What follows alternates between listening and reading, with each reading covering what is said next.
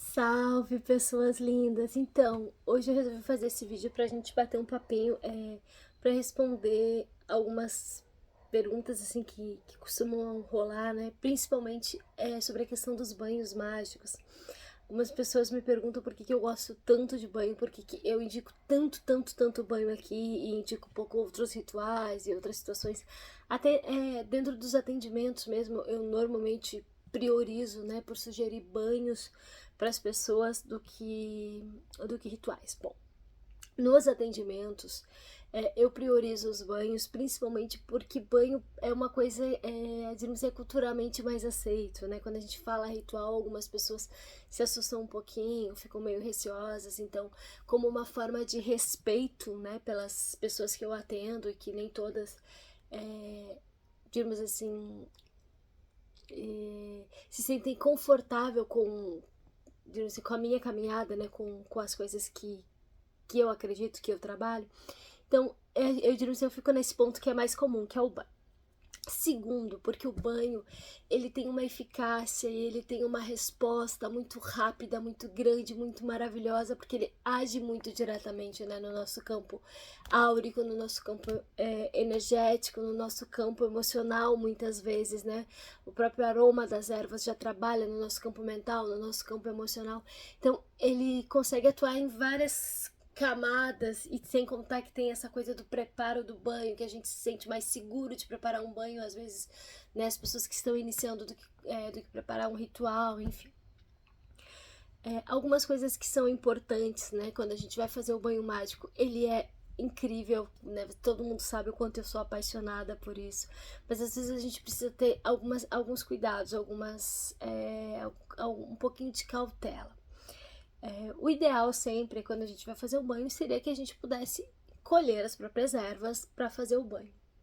A gente sabe que isso nem sempre é possível, na maioria das vezes não é, né? Na grande maioria das vezes não é, muitas pessoas não têm como fazer isso e precisam recorrer a comprar as ervas.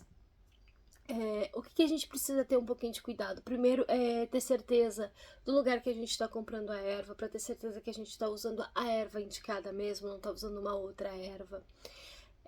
Quando a gente vai comprar a erva também, é bom que a gente tome um pouquinho de cuidado, preste atenção se tem mais folhas, porque às vezes está tão picadinho e está tão cheio de caule que a gente sabe que às vezes a gente está só com refúgio ali, não tá, e às vezes pode estar até um pouquinho misturado algumas ervas.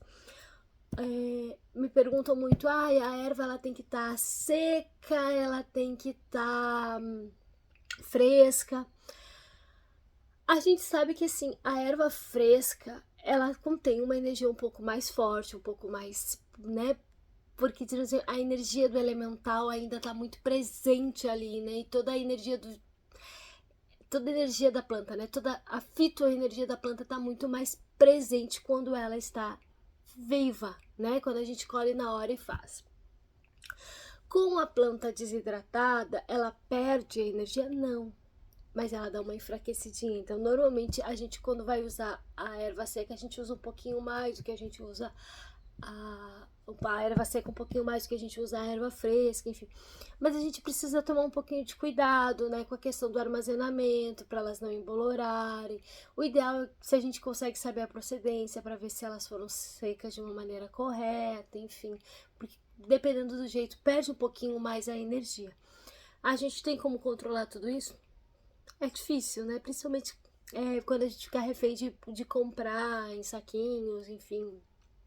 Então, uma das coisas que a gente pode cuidar é quando for comprar de saquinho, dá uma olhadinha no saquinho, veja se não tá tão esfarelenta a erva, né? Se, por exemplo, tu vai comprar a tua erva, ela tá muito esfarelenta, provavelmente ela não tem uma boa procedência, né? Ou ela tá muito misturada, ou ela já tá muito seca e precisou já ser macerada. Verifique se tem data de validade, porque daí tu consegue verificar quanto tempo ela já tá ali. Porque quanto mais tempo ela fica desidratada, digamos assim, a energia vai enfraquecendo, a memória, né, energética dessa planta vai enfraquecendo, então a gente perde um pouquinho das propriedades. Então, quanto menos a gente guarda, quanto por menos tempo a gente tem a erva guardada ou resseca, né, armazenada, melhor. É regra? Não, não é regra. é a que eu tenho, é a que eu vou usar, tá tudo bem, tá tudo certo. Mas a gente pode priorizar isso para potencializar o nosso trabalho mágico.